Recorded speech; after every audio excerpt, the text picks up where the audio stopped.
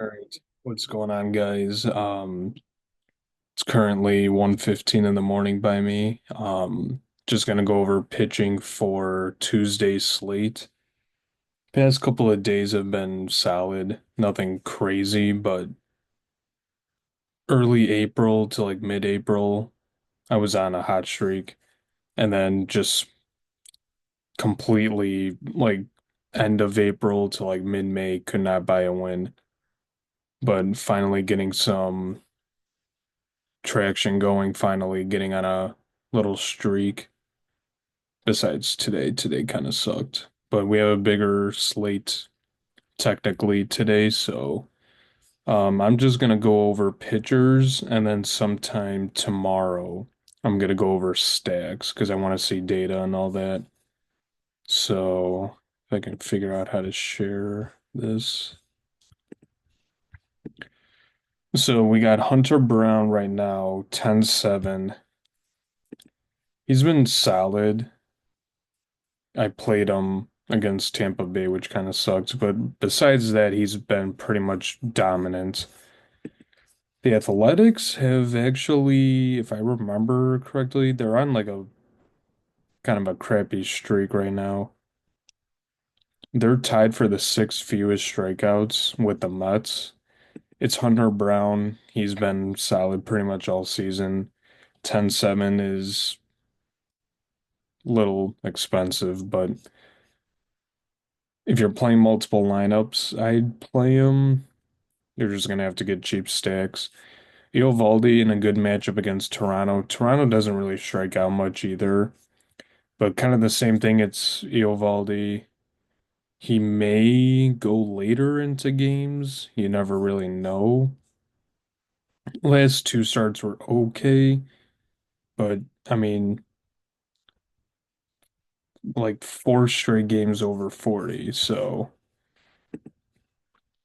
Rodon against the Angels, I think they strike out like the most. Yeah, they strike out the most in the MLB. 10-1, he's been solid.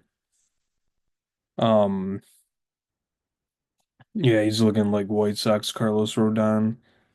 I like that play 10-1, priced pretty appropriately.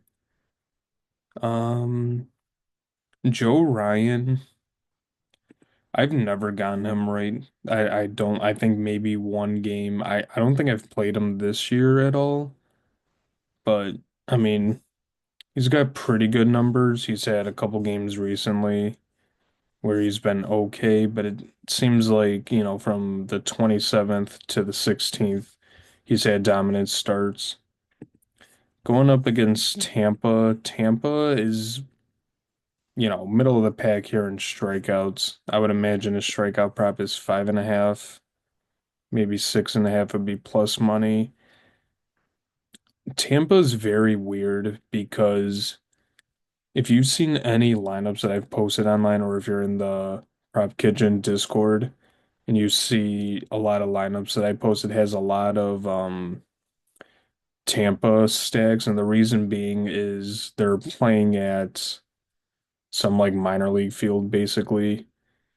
So I would probably stay away from him unless, weather conditions are on the side of the pitchers. I think I think Corbin Burns is going to be pretty chalky. He's 9-7. So instead of obviously getting to these guys, you're going to get to Corbin Burns. Great matchup against Pittsburgh. He started off this season kind of iffy. He was like okay, but recently he's been dishing it.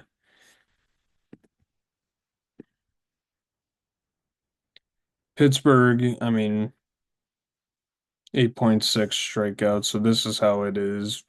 Average strikeouts as a team, last three, last game, home away, and then comparing it to last year. They're on the lower half of, the most strikeouts, so I like that spot for him. I would imagine too they're like minus like 190, 200 to win, probably even more to be honest. Stephen Kolek, Stefan Kolek, whatever his name is, he's been insane. He had the one bad start against Seattle, but I mean, he's been shoving it. I mean, look at that. Colorado complete game pitched. Going up against Miami in a good spot. I think him and Burns are going to be pretty high owned. Um, Another pitcher I like, Tyler Miguel, going against my White Sox. I know I said the same thing about Tyler Melee, but I mean, I don't know. I think no matter what, even if it's against a bad team, okay pitchers are going to be somewhat high owned to an extent. But going up against the White Sox, I mean, he should just shove. I think the White Sox are like, and we haven't been striking out as much recently. I remember last week looking at something and they were like all down here, but I mean, it's the White Sox. Who cares? And nothing else really stands out. This Cade Horton kid, they're not in cores. He he's been okay. I have a couple friends that are Cubs fans and they're all big on this guy. He was like the top pitching prospect, and now he's in the rotation.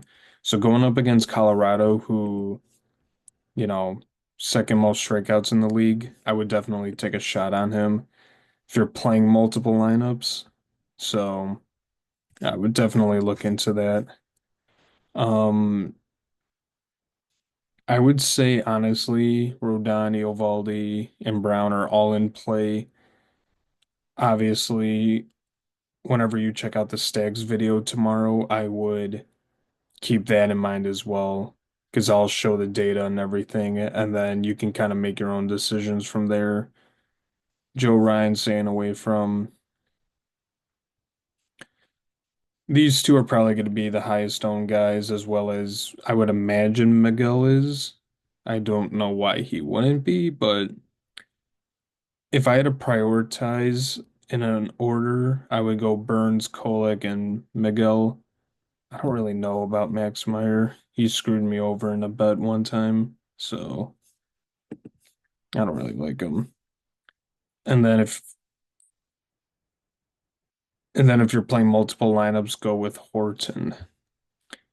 So I would, if you're playing one lineup, flip a coin between Burns and Kolek. If you're playing multiple, get a mix of these guys, obviously these two, Miguel, and then Cade Horton. Um, that'll do it though. I'll be back sometime tomorrow afternoon breaking down um the stacks. Wait until data comes out and analyze that. And yeah, I'll see you tomorrow.